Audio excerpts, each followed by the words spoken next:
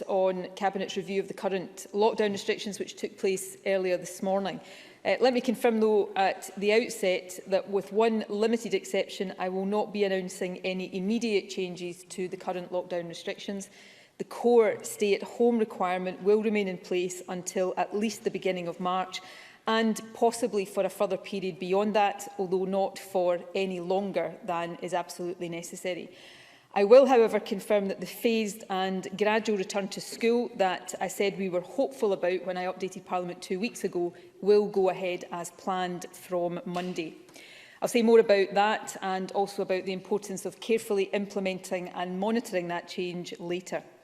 In addition, I'll give an assessment of the current state of the pandemic, and I will signal when and how we do hope to give an indication of the criteria for beginning our exit from lockdown and the order in which we will be aiming to do so when the time is right. Firstly, though, I'll briefly recap on today's statistics.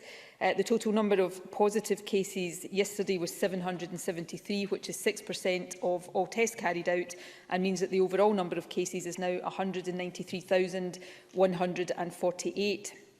1,383 people are in hospital, which is 45 fewer than yesterday, and 100 people are in intensive care, which is 2 fewer than yesterday. I regret to report that in the past 24 hours, though, a further 49 deaths were registered of patients who first tested positive over the previous 28 days, and the total number of deaths under this daily measurement is now 6,764. And once again, my condolences go to everyone who has lost a loved one. Let me now turn to an update on the vaccination programme. As of 8:30 this morning, 1,288,004 people in Scotland had received their first dose of the vaccine. That's an increase of 32,814 since yesterday. And it means that we have now given a first dose of vaccine to 28% of the adult population in Scotland. We've also met our mid-February target to offer the first dose of vaccine to everyone over 70 and to everyone with an extreme clinical vulnerability. Let me say there will be some overlap between these groups, but in total that is groups 1 to 4 of the JCVI priority list. That is extremely good news. However, expressing it in the way I have just done actually understates the scale of the achievement. Vaccination hasn't simply been offered to everyone in these categories. Almost everyone in these groups has had the first dose of the vaccine. Uptake rates have been exceptional. So we've administered first doses to virtually all residents in older people's care homes and more than 90% of residents in all care homes. Virtually all of the over 80-year-olds living in the community have received the first dose, and so too have 94% of those in the 70 to 79-year-old age group.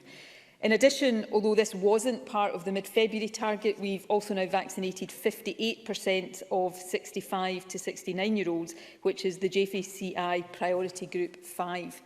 Now, it's important to be clear that in any large-scale programme there are bound to be some hiccups, so if you are watching and you are over 70, or if you have an extreme clinical vulnerability and you haven't yet heard about your vaccine, it may be that your letter has gone astray or that some other administrative problem has occurred.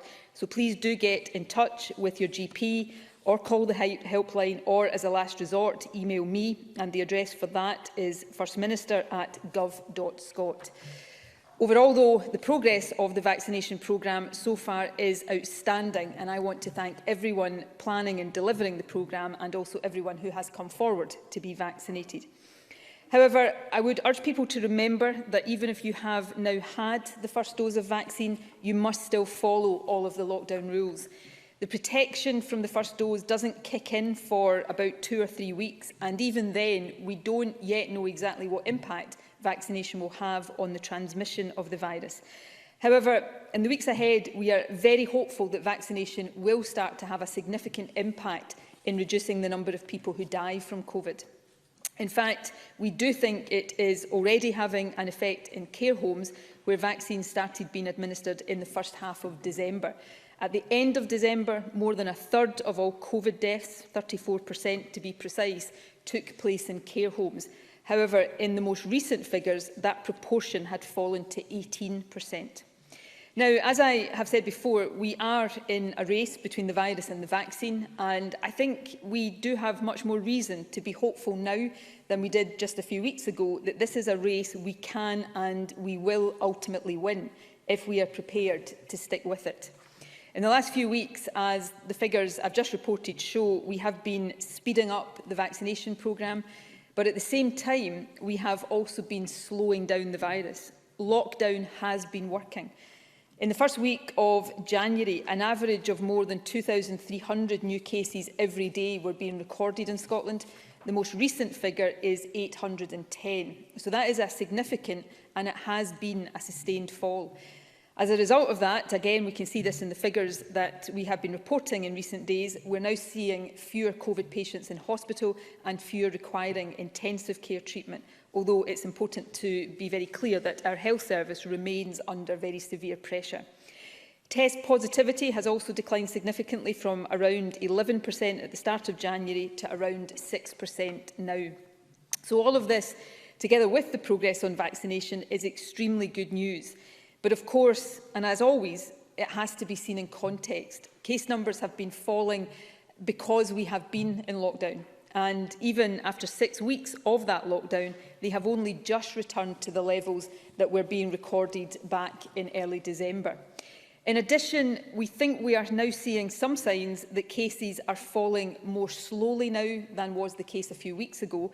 And a key factor here is likely to be that the new, more infectious variant of the virus is accounting for an increasing proportion of all new cases.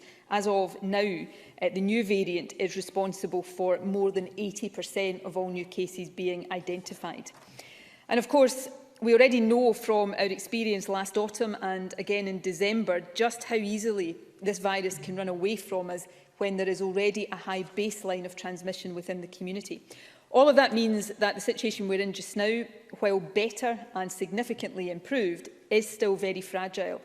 I know that is frustrating, and I know it can seem counterintuitive. Over the last few weeks, the sacrifices everyone has continued to make have helped to bring about that good progress. All of the news has been very encouraging. However, our room for manoeuvre still remains limited. Even a slight easing of restrictions now could cause cases to start rising quite rapidly again. And even if the older and more vulnerable people in the population have additional protection from the vaccine, we know that more virus circulating in the community would still put huge pressure on the National Health Service. It would also cause many more people to fall ill, and that includes younger people who we know can be vulnerable to what is called long COVID.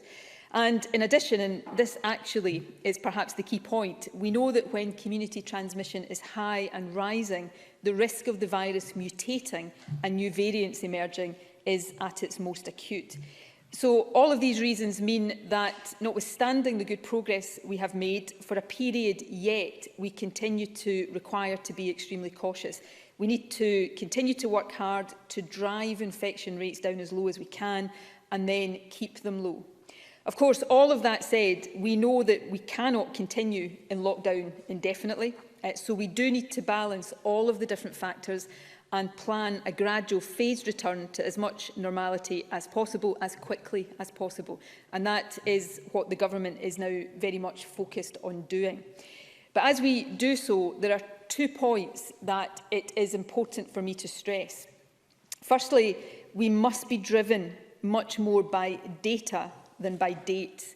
I know this is difficult given how desperate all of us are to get back to something closer to normality.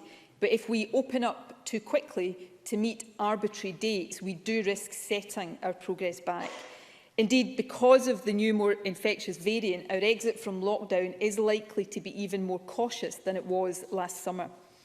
And secondly, probably for a while yet, 100% normality is unlikely to be possible. So in a world where we can't do everything immediately, we will need to decide what matters most to us.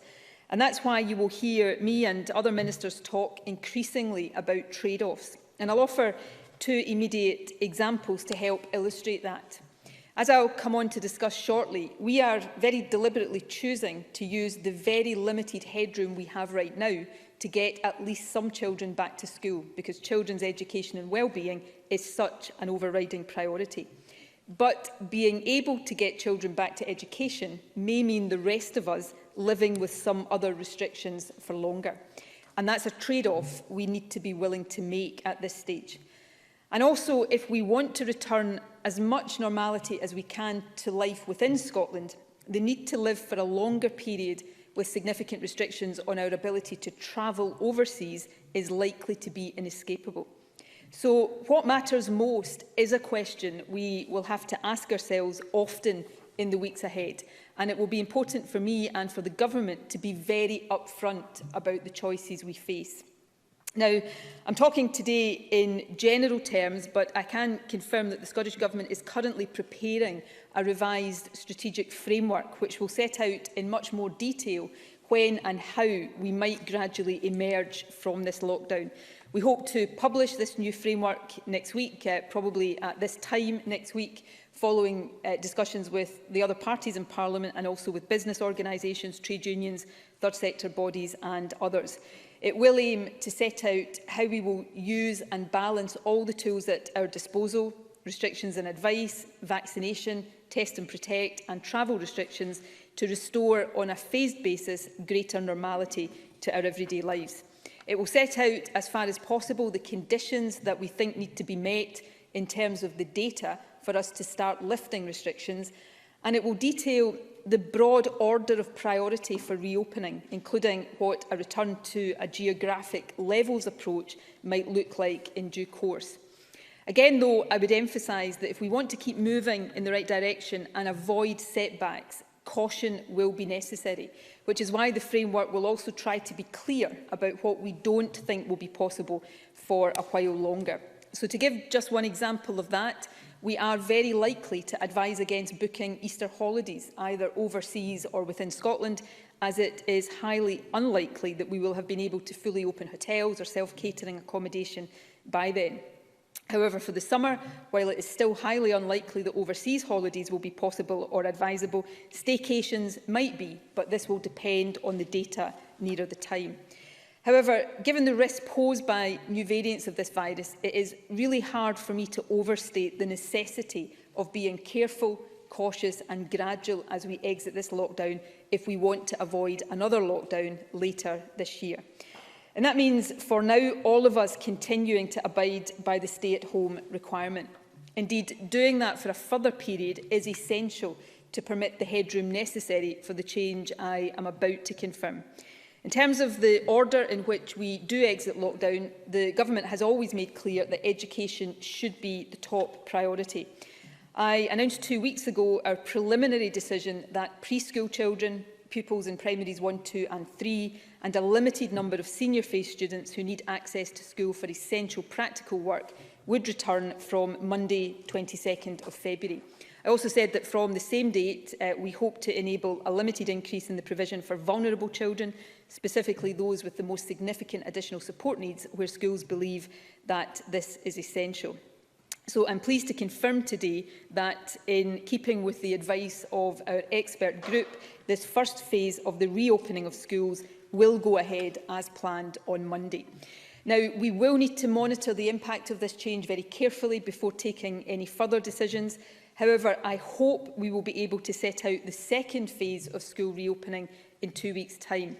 I want to be clear, though, to give particularly parents as much clarity as possible at this stage, that the need to properly assess the impact of this limited reopening means that we think it unlikely at this stage that there will be any further return to school before the 15th of March.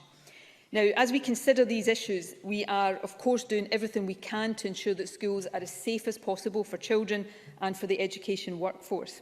As senior phase pupils, teachers and school staff start to return, we will be making at-home lateral flow tests available to them twice a week as part of a wider package of in-school mitigations.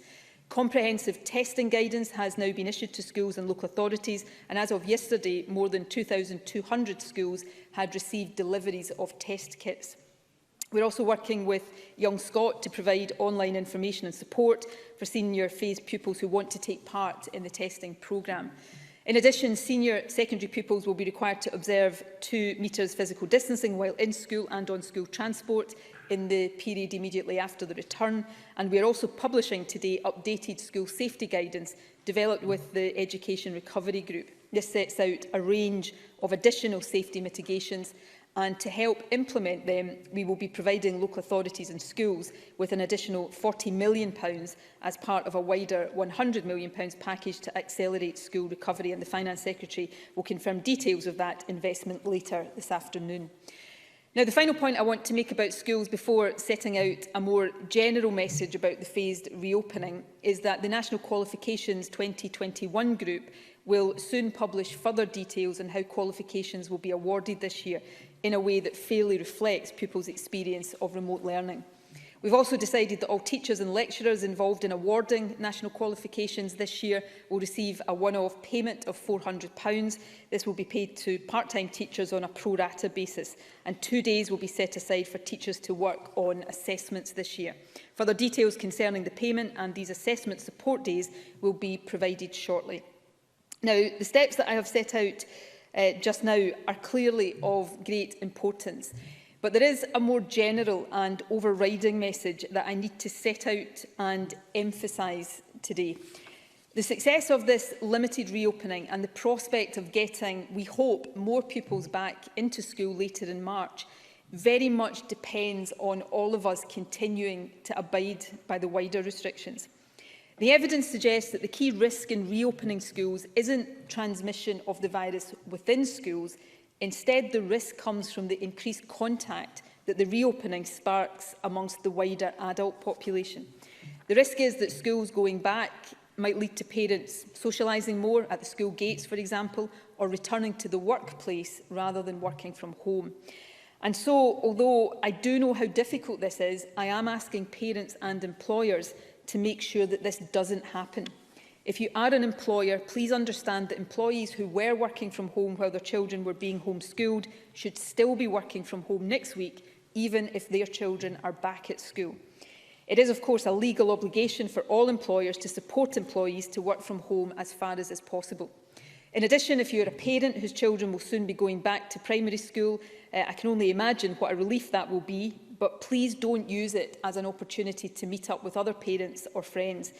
The hard but really inescapable fact is this: if the return to school leads to more contacts between adults over the next few weeks, transmission of the virus will quickly rise again. That will then jeopardise our ability to sustain even this limited return, and it will make it much less likely that we can get more pupils back soon.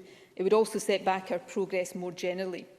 So for now, and I really cannot emphasise this point strongly enough, please treat Monday's important milestone as a return to education for children only, and not as a return to greater normality for the rest of us. If we all do that, then I am hopeful that this return to school will be consistent with a continued progress in suppressing the virus.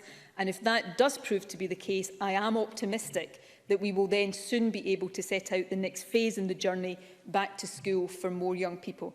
And while I can't set out an indicative date for that today, I do hope to be in a position to do so in 2 weeks' time.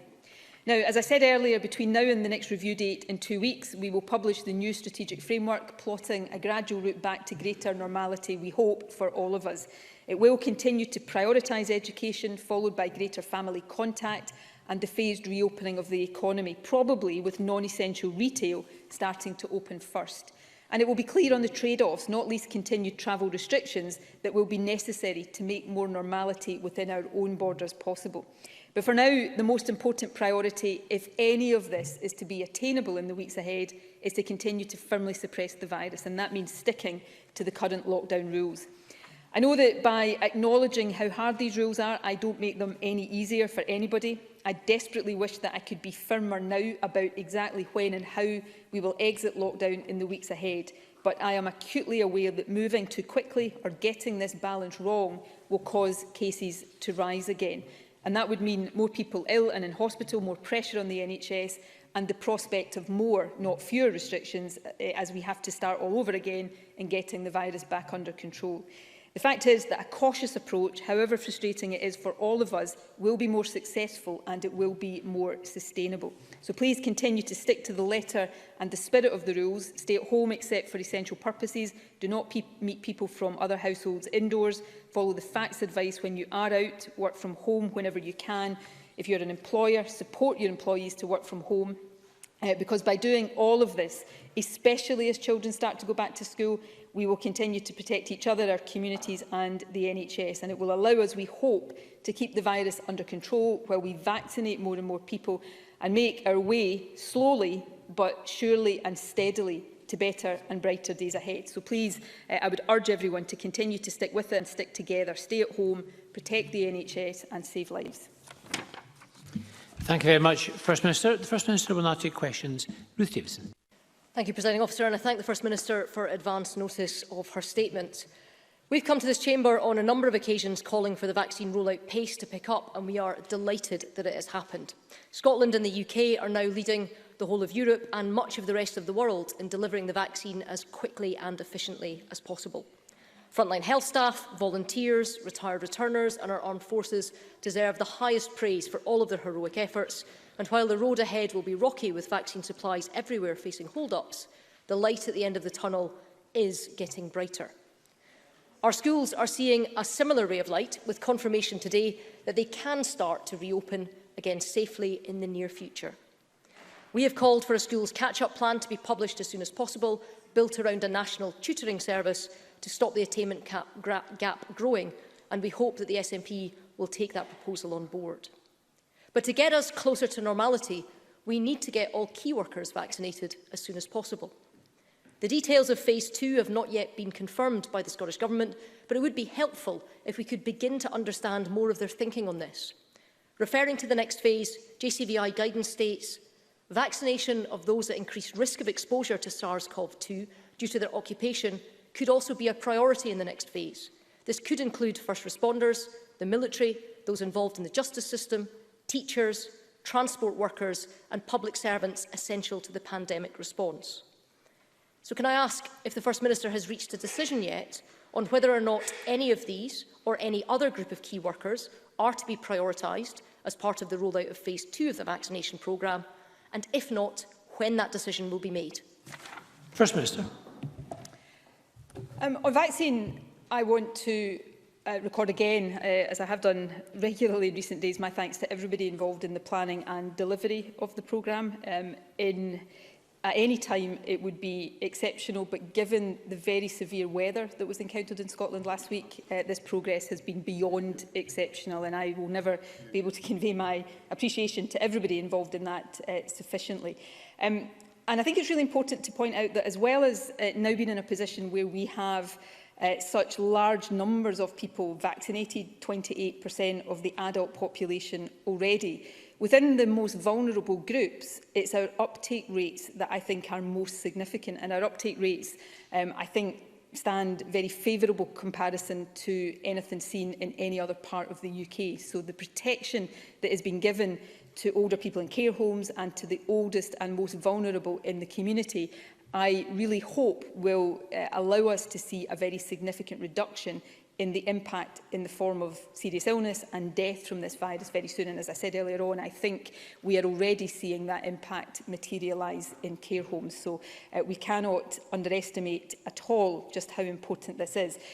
The unknown question around, or at least one of the unknown questions, is how much impact vaccination will have on transmission. Does it stop us getting or passing on the virus? The Health Secretary and I had another discussion yesterday afternoon with AstraZeneca. Their early data on this is encouraging and positive, certainly against the variants circulating in the UK right now. But we need more data in order to be absolutely sure about that. Second point on schools, I said that we will be making additional funding available to schools for a school recovery, to accelerate a school recovery programme, and both the Finance Secretary in terms of the money and the Education Secretary in terms of the detail will set out more shortly. Let me just re-emphasise the point I made here. If this gradual phased return to school is to be successful as we want it to be and lead to a more substantial return, the rest of us have to shoulder our responsibility to make sure it is limited at this stage to children going back to school and doesn't trigger a wider return to greater normality, because that would set us all back considerably. On the point about the next phase of the vaccination programme, briefly, Ruth Davidson says the Scottish Government hasn't set this out yet. I don't think any government across the UK has set out the detail of this yet, because we are all considering not just sort of provisional advice from the JCVI, but waiting to see whether the JCVI has more considered advice on the order that we would prioritise vaccination of the rest of the population after we've done everybody over 50 and everybody with underlying health conditions. We will set that out as quickly as possible, but all governments do take care to take and to follow the expert advice so that we get this as right as possible. So we'll focus on completing the JCVI priority groups right now, and over the course of the next few weeks we'll then give an indication of the order of priority of the rest of the population after that. Thank you. Jackie Bailey to be followed by Alison Johnson. Can I thank the First Minister for an advance copy of her statement, and also wish to pass on my condolences to those who have lost loved ones to COVID. Firstly, can I thank all those involved in delivering vaccinations? They have done a tremendous job and deserve our gratitude. The First Minister will be aware, though, that NHS England and NHS Wales have both said they will complete the vaccinations of the JCVI target list, that's all those over 50, and the clinically vulnerable, by the end of April. But here in Scotland, we won't be completed until the end of May. Can she explain why there is a month difference, and whether she will commit to completing those vaccinations by the end of April too? Secondly, the First Minister will be aware of the concerns about, if John Swinney would care to stop muttering, Presiding Officer, I might be able to progress with my question. Secondly, the First Minister will be aware of the concerns about supply, resulting in the partial closure of vaccine centres such as Ravenscraig, which is down to weekends only, Port Glasgow and Greenock, down from 7 days to 2 days a week, and reduced hours reported in Paisley and Renfrew. So can I ask the First Minister, when will the supply issues be resolved? Will the Government be able to ramp up vaccinations again so we can catch up on the backlog? And can she guarantee that everyone due their second dose of the vaccine will get it within the 12-week time frame? First Minister. On that last point, firstly, yes, and that is part of the reason why we have indicated a slight slowdown in the pace of vaccination over the next couple of weeks, but I'll come on to that in more detail. In terms of the vaccination of the remainder of the JCVI priority groups, we're all working to pretty much the same timetable. We've actually said early May. I think I've said that on repeated occasions, and we've been a little bit cautious around that because of the continued uncertainties around supply. But given the pace we have set, where for the last week or so, slightly longer than that, Scotland has been recording a daily vaccination rate which is not just the fastest in the UK, but has actually been the fastest in the whole of Europe. So I think that success gives me great confidence, although we monitor this literally on a daily basis, that if we have the supplies that we need to have, we will be able to vaccinate quickly and not just hopefully meet those targets, but actually be in a position where I would hope we could even exceed those targets. Now, coming on to supply, Jackie Bailey asked me if I'm aware of the concerns about supply. It's actually me and the Health Secretary who have alerted people over the last few days to the concerns about supply, so that we're being really transparent about the issues we are grappling with. Let me just set out briefly what they are. We're dealing with three factors that all come together. Firstly, and this is really good news, we have vaccinated more than 75,000 extra people compared to the deployment plan that we published a few weeks ago. That's because the uptake rates have been so high. So we've actually vaccinated at this stage more people than we thought we would have done. That's point one. Point two is that Pfizer have not reduced the overall number of doses that we will get, but rephased the delivery of those. So we know over the next couple of weeks we are getting slightly less in supply than we thought originally we would be getting. And thirdly, which I've already alluded to, we are at that stage of the programme now where we have to start keeping back some doses to start vaccinating people with second doses. So that combination of factors mean that we think for a couple of weeks, instead of doing the 60,000 a day that we were doing over the course of last week, we'll be doing more in the region of 30,000. That means some vaccination centres, they've not closed, but they're going from 7 days a week to 5 days just to manage that reduction. And then as soon as the supplies start coming through, which is the bit we are just not in control of because we don't manufacture the vaccine. As soon as the supplies start to come through, that ramps up again and we'll be hitting the pace that we were hitting last week, which, just to remind everybody, was the fastest vaccination programme anywhere in the whole of Europe. So there are big challenges here, and what we're trying to do is be open about those challenges while making sure that we're vaccinating people as quickly as possible. But the people out across the country who've been delivering this deserve our grateful thanks because they've been doing an absolutely fabulous job, and it's to their credit that I can say for the third time in this answer, the fastest programme in the whole of Europe. Alison Johnson to be followed by Willie Rennie. Thank you. I'd like to extend my thanks to all involved in delivering the vaccination programme in Scotland. The rollout of regular testing for school staff and senior pupils, as proposed in a Green motion agreed by Parliament last year, is very welcome. But as we advance through the first phase of priority vaccinations, the Scottish Government needs to be making decisions about the next phase. Now, given the First Minister has said that getting all children back to school is her top priority, and notwithstanding, she told Ms Davidson that the JCVI will decide, but given that it's the First Minister's top priority, can she confirm whether teachers and all school staff will be prioritised?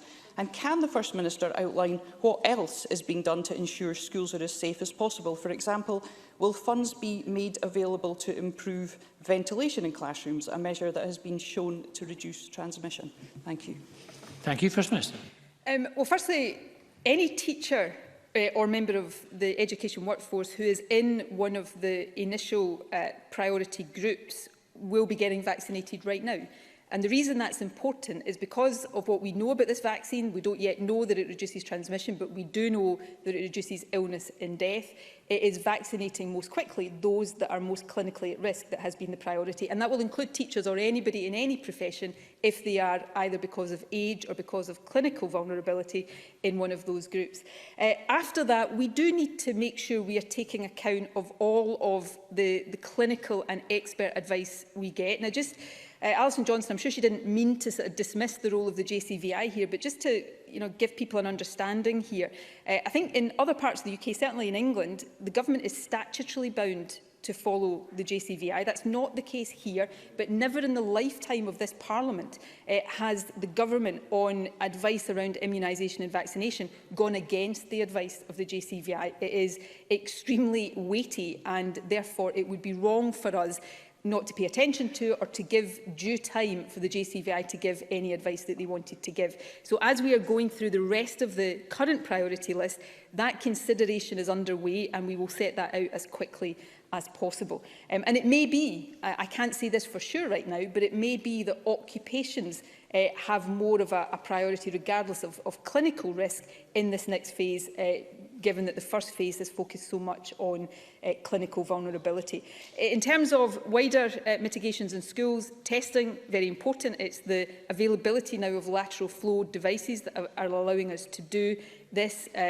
The guidance that I talked about today, in addition to 2 metres distancing for senior phase pupils, sets out some of the other steps that will be in place. And as I said in my opening statement, and the Finance Secretary will talk more about this in her statement later this afternoon, we're making significant additional funding available to local councils and schools. So if that does require changes to ventilation, for example, in individual schools, we're making the money available to do exactly that. Let me be very clear here. We want children back to school, but we will not compromise the safety of children or those who work in our schools. Willie Rennie to be followed by Shona Robertson. The statement is silent on care home visiting, even though when we discussed it in the Chamber last week, the First Minister indicated it could be allowed soon. Conditions are increasingly safe. Almost all residents were vaccinated weeks ago. The vaccine has been found to be even as effective in real life as in clinical trials. And the First Minister herself, in her statement today, highlights the reducing impact of the virus on care homes. The toll on separation of families and their loved ones is heavy and grows every single day. So when will families be allowed to get together? When will care home visiting start? So, as I've said before, this is of the utmost importance. When Willie Rennie said, just as a statement there, conditions are increasingly safe, That is a lot more glib than I would ever be, certainly on the basis of the advice that I have access to. I don't think we can afford to make assumptions about the safety of the most vulnerable people and in the most vulnerable of settings.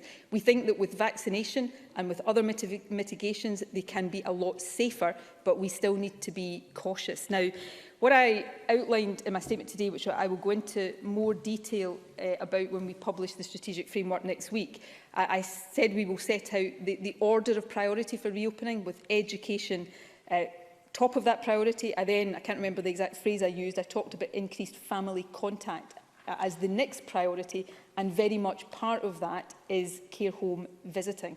Now, as I said last week, the Health Secretary is working on revised guidance right now. I think she's got a meeting with providers of care homes this week, sometime tomorrow, she's telling me, in order to try to finalise that guidance. So we do hope, and I hope that if not before next Tuesday, then I will be able to say more about it next Tuesday, that we will have some greater normality back, but we must continue to be cautious here. The toll that this virus took on our care homes, which will be subject to scrutiny, rightly and properly, for some time to come, was significant. We think we have substantially reduced that toll in this second wave. Vaccination is helping us do that more so, but we cannot throw caution to the wind when we're dealing with some of the most vulnerable people to this virus in our society. Thank you. Shona Robertson, to be followed by Jamie Green.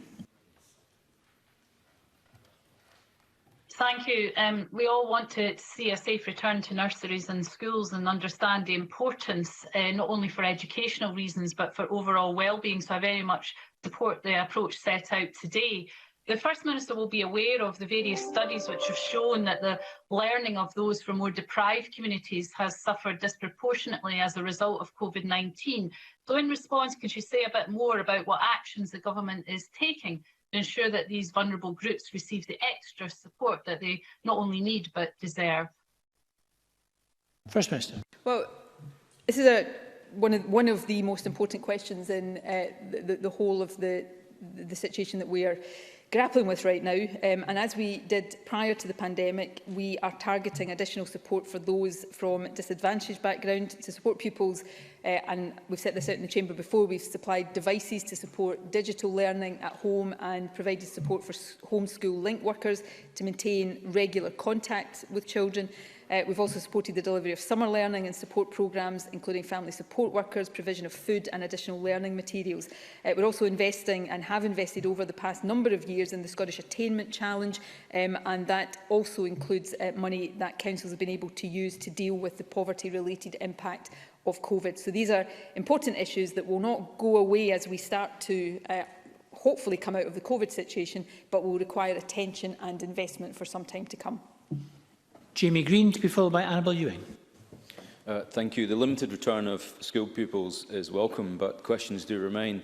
The current approach suggests that cohorts of pupils will return in 3-week blocks. Adding in Easter holidays, it could yet be some months before pupils are back in class, an entire term of classroom learning lost. Can I ask the First Minister if the new social distancing measures announced on school transport and on the school estate will be practically feasible to enforce and introduce, because many on the ground think they are not?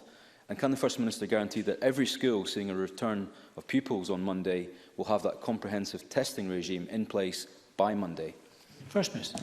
Can I just firstly caution against the assumption, and I'm not saying it's an unreasonable assumption based on what I've said, but caution against that assumption that it will be cohorts in 3-week blocks that then takes a long period of time. I certainly am not standing here today ruling that out, because I can't.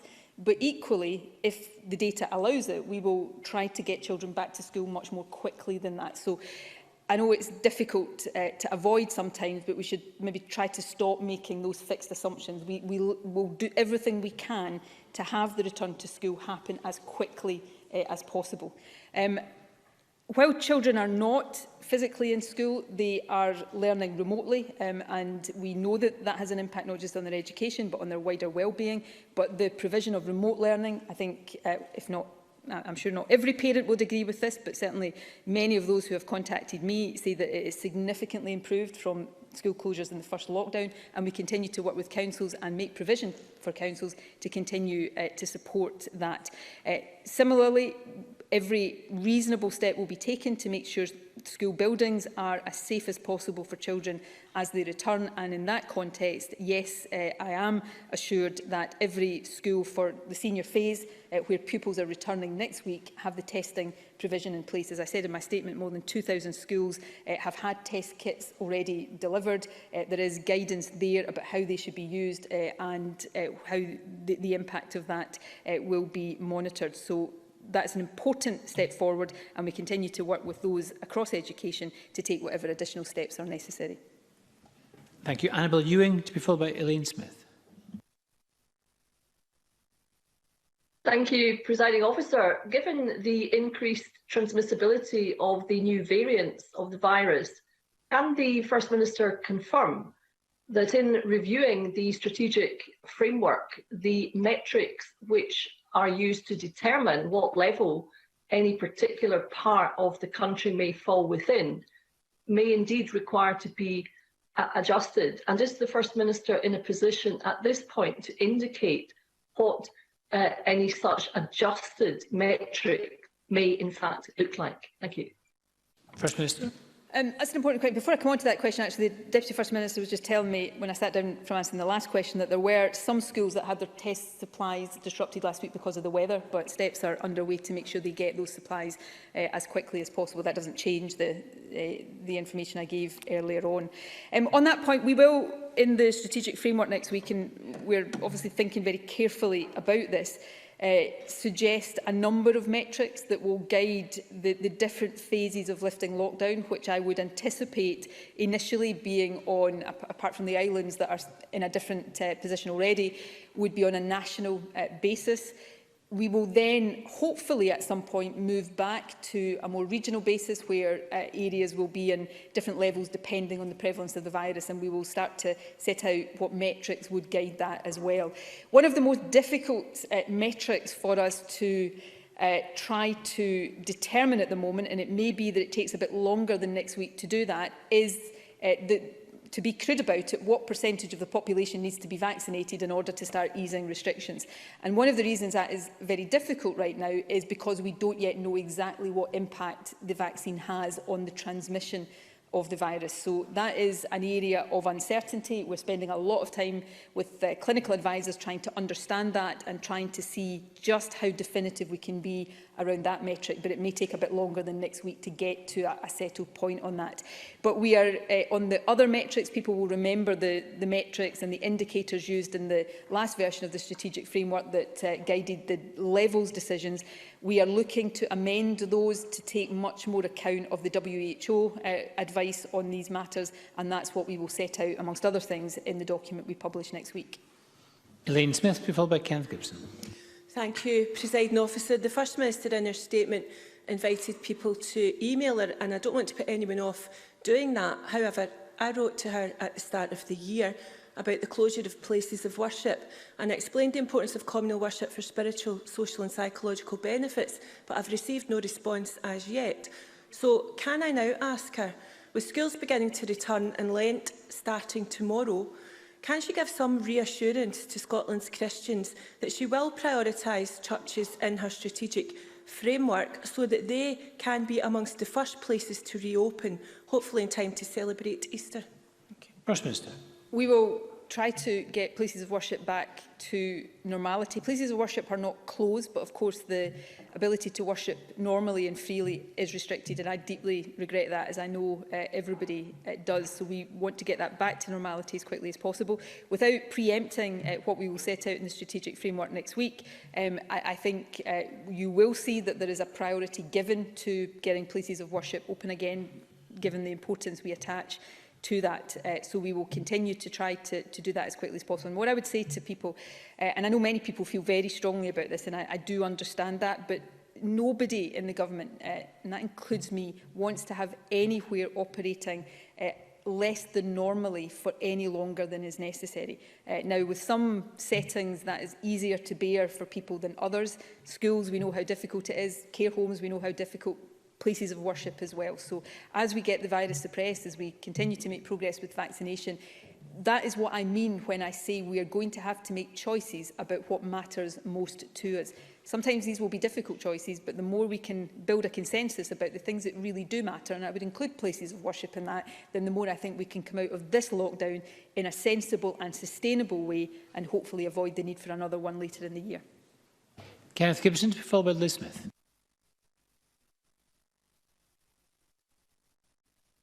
Hang on, Mr Gibson, I think your microphone's not on. Just, yeah, there we are. Thank you. Thank you, Presiding Officer. Can the First Minister expand on how the phased reopening of schools that she outlined in her statement reflects the need to balance the harms associated with keeping children out of school and the latest clinical and scientific advice? And how will the Scottish Government continue to support childcare providers who have experienced financial pressure due to the pandemic and the restrictions placed upon them? First Minister. We have given financial support to childcare providers. We'll continue to look favourably at that as far as we can. We made some additional support available, I think, just last week or the week before, to childminders, recognising the particular difficulties that they are facing. In terms of the balance that we're trying to strike here, it's not an easy balance. These judgments are often quite fine, but we do recognise the harm that has been done to young people of all ages, from being outside school, away from their friends, away from the normal experiences of growing up. So we want to introduce normality there as much as possible. But we do know, and we think school environments with the right mitigations in place are safe. And that's the reason I emphasised at this point in my earlier remarks, the risks around school opening. And these risks are real in terms of the impact they can have on wider community transmission, don't come so much from transmission inside schools as from the contacts that go around school openings. So parents feeling that they're able to go back to the workplace or socialise more because their children are in school. That's what will make this unsustainable if we don't all make a concerted effort to make sure that doesn't happen. And that's why I'm going to keep repeating to parents and other adults out there, please, please do not take Monday's milestone in education as a return to normality, because if we do that, there is a real risk that we'll go backwards rather than continue to move forwards. Liz Smith, to be followed by Emma Harper. Thank you, First Minister. I have a constituent in Oxford who is currently working as an aerospace engineer with Bristow's in Nigeria, due back home on leave in March. Under rules in England, he would not need to quarantine when he flies home because Nigeria is not on the red list and aerospace engineers are exempt. In Scotland, however, he would face quarantine with the heavy costs involved, and he wouldn't be exempt. So can I ask the First Minister how she will address this situation? First Minister. I'm happy to look at any individual case, but I am not going to stand. This is difficult for people, particularly people in the kind of situation that Liz Smith has outlined. But these rules are in place in Scotland for a reason, because the biggest risk we face, certainly one of the biggest risks we face in the next few months that would set us all back and put us back into lockdown, are new variants being imported into the country that circulate more quickly, that might be more severe, but also crucially, as we fear might be the case with the South African variant, beat the vaccine or at least reduce the efficacy of our vaccine. So we must be really vigilant and really stringent in trying to avoid that. Now, I wish that there was a common UK-wide position on this. I hope there will be in future, but I have a responsibility with my colleagues to make sure we are doing everything within our power to avoid importation of new variants of the virus to Scotland, and that is what we will continue to do. We will continue to be as flexible as we can be, both with exemptions for good reasons and with the consideration of individual cases that are perhaps unique circumstances. But the more exemptions we allow to this, the more individual circumstances we cater for, the leakier a system like this becomes, and the more chance there is that a few months from now we'll be back in lockdown because of a new variant that is beating the vaccine, circulating faster, and we need to get it back under control. And that's what we've got to do everything we can to guard against. Emma Harper, to be followed by Daniel Johnson. Thank you, Presiding Officer. The First Minister has just responded about wider preparation for testing of senior students and teachers. Could the First Minister also outline any update for testing and vaccinating for police officers? First Minister. My answer is the same. I'm not. This answer is not varied depending on which occupational group I'm talking about. So police officers right now, if they have underlying health conditions, or if they are, which is perhaps less likely, in one of the older age cohorts, although ultimately that is everybody over 50, will be included in the initial JCVI priority list. After that, we have not yet come to final decisions about whether there will be an order of priority in the rest of the population or whether we just vaccinate the rest of the population as they come. We are waiting to see whether there is any more detailed expert advice, but we will take these decisions as soon as possible. Daniel Johnson, to be followed by Willie Coffey. Thank you, Presiding Officer. Teachers have performed an outstanding job delivering learning via virtual means. But I know the First Minister will also agree with me that today's announcement is welcome because it should be the beginning of the end of these arrangements made necessary because of COVID. With this desire to get back to face-to-face learning, does she share my alarm and that of parents and students at James Gillespie's High School in my constituency that it's being proposed that blended learning be continued through next academic year for S6, not because of COVID or social distancing requirements, but because of a lack of physical space in their school buildings? It is being proposed that 40% of teaching will be provided online for S6 next year. Now, I don't expect the First Minister to be able to comment on the detail of this, but with the announcement today, can she confirm that blended learning should be limited to dealing with the pandemic and should not continue any longer than strictly necessary? And does she agree with me that virtual and blended learning cannot be allowed to become the new normal for any school students, let alone those in S6 at Gillespie's next year? First Minister. I think I would agree with a lot, if not all, of the sentiment in that question. I may not be able to go as far as the member would like on some of the detail because I cannot see that far into the future in terms of the control of this virus. Unfortunately, I wish I could. I certainly don't want to see blended learning become the new normal. As far as I'm concerned, it is something that is necessary right now because of COVID, and we should not have it in place any longer than is necessary. But we need to have it in place for as long as it is necessary to help with the suppression of the virus. But I think I have been very clear that it is the priority of the government to get children back to in-person, face-to-face learning on a full-time basis, just as we did last August, quite successfully for an extended period of time, as soon as possible. Now, what the phasing of that looks like beyond the 22nd of February, I hope I can give more of an indication of when I'm standing here 2 weeks from now, but I can't be definitive about that right now. But I certainly don't want to see blended learning being necessary for any longer than this virus absolutely necessitates. Willie Coffey, to be followed by Jamie Halker-Johnson.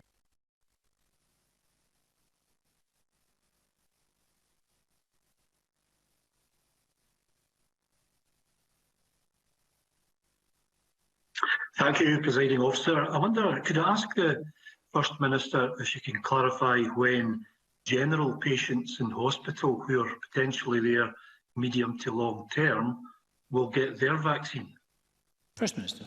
There was a story in some of the media about this yesterday. So this is down to clinical judgment. The general position, I don't have the vaccine green book in front of me, but I was reading the particular extract on this yesterday, so I'm talking from memory here to some extent, but the general position is that patients should be vaccinated before they're discharged from hospital.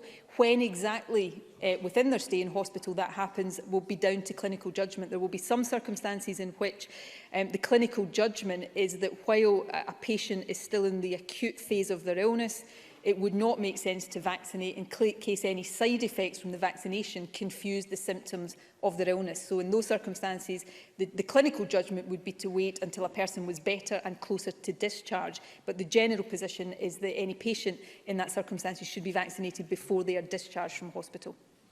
Thank you. Jamie Halker-Johnson, to be followed by Christine Graham. Thank you. I'm sure we're all aware of the impact of these restrictions on mental health, and people of all ages have been left isolated from friends and family and from their support groups. So can I ask the First Minister if any additional support has been provided during this lockdown after a recent study showed a rise in suicidal thoughts in young people? First Minister. We have provided additional support at various stages throughout the pandemic so far, but I know the Finance Secretary may have more to say in terms of further support for mental health later on this afternoon or in the course of the budget considerations over the next couple of weeks. We are all acutely aware of the impact on mental health, from the milder impact right through to very severe impact. And again, like so much of the implications of this pandemic, there will be a need to give due support to people for that for some time to come. Christine Graham, to be followed by Mark Griffin. Thank you very much, Presiding Officer. I welcome the return to school of P1 to P3 across Scotland and in Midlothian South, Tweedale and Lauderdale, my constituency. But their composite classes are not uncommon, and a composite class, of course, is a maximum of 25 pupils. Will the First Minister, in a P3, P4 composite class, given that class limit, confirm that only P3 pupils can return while their P4 classmates remain at home, or will there be flexibility? First Minister. Well, where P3, P4 composite classes are in place, P3 children should be taught in school from Monday, and remote learning should continue for P4 children, except in exceptional circumstances. And this is all going to be confirmed today in guidance relating to the phased reopening of schools. I know that making these arrangements for P3, P4 composite classes will be really challenging, but we do encourage schools and local authorities to use sensible flexibility in how they deploy staff and deliver learning. Ultimately, though, we've got to consider this question in the context of the pandemic, and allowing exceptions for some P4 children routinely would increase the number of children in school, and that then would potentially start to send mixed messages about which children are returning to school and compromise the safe and sustainable phased reopening that we're seeking to achieve. Thank you, Mark Griffin, to be followed by Tom Arthur. Thank you, Presiding Officer. Ravenscraig Sports Centre has capacity to vaccinate 2,000 people a day, but Port state it's only open at weekends due to a lack of demand.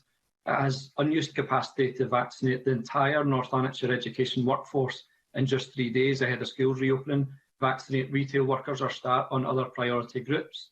How will the Scottish Government make sure vital capacity is not lying unused? First Minister. Anybody just needs to look at the performance of our vaccination teams over the last couple of weeks to know that we're not leaving capacity lying unused if we have the vaccine to vaccinate people. So the reason we can't do what Mark Griffin has just set out is for reasons beyond our control, because this is in the control of the vaccination, the pharmaceutical companies manufacturing the vaccine, is we don't have enough vaccine supply to do that while getting through the priority GCVI groups and starting second doses. This is the key constraint that we will face for the next couple of weeks is not in capacity, not in our ability to do this quickly, but simply in the number of vaccine doses that we have at our disposal. As soon as it ramps up, the operation ramps up again. So I'm trying and have been trying in recent days to set this out very clearly for people so that we understand, everybody understands the challenges that we're confronting here. One of the reasons the Health Secretary and I were speaking to AstraZeneca yesterday was to get as much clarity from them about their forward supply expectations so that we then factor that in. But right now, and again, the performance speaks for itself, the key constraining factor that we face right now is in supply. Now, we hope that that will not be something that constrains us for more than a couple of weeks and that supplies then start to improve again. That's certainly our expectation, but we can only go as fast as the total amount of doses that we have available to us. Thank you. Apologies, it's not Mr Arthur next. Maurice Corrie, to be followed by Polly McNeill. Thank you, Presiding Officer. Travel to and from Scotland for our Merchant Navy crews is vital for their continued essential work and employment contracts. Can the First Minister confirm that the Scottish Government will continue to comply with the arrangements currently in place as agreed between the United Kingdom Government, the British Chamber of Shipping and officers and crew unions? These arrangements cover quarantining procedures when they return on leave to the United Kingdom, often from extended tours of duty, particularly during the current COVID pandemic. I, off the top of my head, know of no reason why we are changing those, but I want to just double check that there isn't anything that I am not immediately aware of, and I will confirm that with the member. But essential work and what he's just outlined there is, of course, included in that essential work category, is permitted. But the key message here we're trying to get across, and I appreciate people for very good reasons want to make the case for exemptions, but let's not lose sight of the fact that we should all be seeking to get the message across to people that unless travel is essential right now, don't travel. And the more we get that message across, the less worried we are about some of these exemptions for genuinely essential purposes. But if there is any reason that I'm not aware of that the position might be changing, I'll get back to the member, but I'm not aware of it at the moment. And Pauline McNeill. There is a huge disparity in the online teaching across schools. Some children have been taught by Teams and others have online access only, and some children are not adapting very well to this. I wonder if the First Minister thought there was a case for more of a national approach to ensure that there's some basic uniformity in what children receive. And could the First Minister, when the time is safe, encourage more one-to-one tuition where that's possible? Because many children have struggled through this pandemic and going to need one-to-one tuition to get them back on track. First Minister. Look, these are always difficult balances to strike. If we had tried to impose national uniformity on this, I suspect, and I don't mean this critically, it's just a fact of life, I would have had lots of members saying, surely schools know their young people best and we should allow schools greater flexibility. So schools do know their young people best, and I think it is really important to trust that professional judgment of teachers and how they provide this. But we know while children or some children are out of school, we need to continue on an ongoing basis to make sure that the remote learning offer is what it needs to be. eSchool, of course, has already got provision for tutoring and additional support, and that is really important. But all of this brings us back to a central point here. We want to get children back into school in person full-time as quickly as possible, and that means the rest of us, for a little while longer, all agreeing to live with these tough restrictions so that we can create the headroom in the fight against this virus to make that possible. Thank you, and apologies to those members. Elaine Smith, point of order. Thank you very much, Presiding Officer. Could I make a point of order under our rules for amending the official record? Because just earlier, in response to my question, the First Minister said, and I quote, "Places of worship are not closed." But the regulations say very clearly that they are closed for communal worship and private prayer, and they're only allowed to open for very small funerals and weddings. So I wonder if the First Minister could take the opportunity to correct the record as allowed by our rules, because many people will be confused by the earlier assertion. Order, please. And I think, Presiding Officer, I think we all know that it is absolutely essential to be clear about these regulations that are in place just now. The importance of that can't be overemphasised. Thank you. Thank you very much, Ms Smith. That's not a point of order, but it is a helpful point of correction, which I'm sure the First Minister will take. But it's a point that the member has made about the information, which I'm sure the First Minister will pay attention to.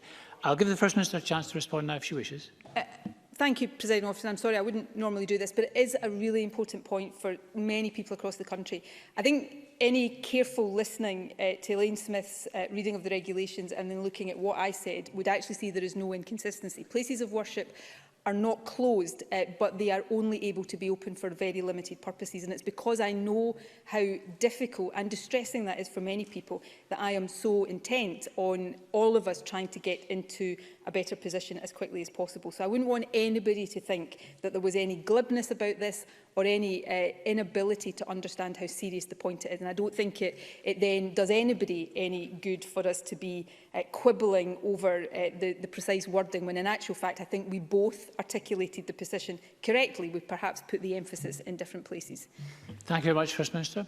On that note, apologies to the members that weren't able to call, and sorry also, I think there's some confusion to the members online about notifying me about their intention to speak. But we have to move on to the next item of business. There'll be a short pause while we do so.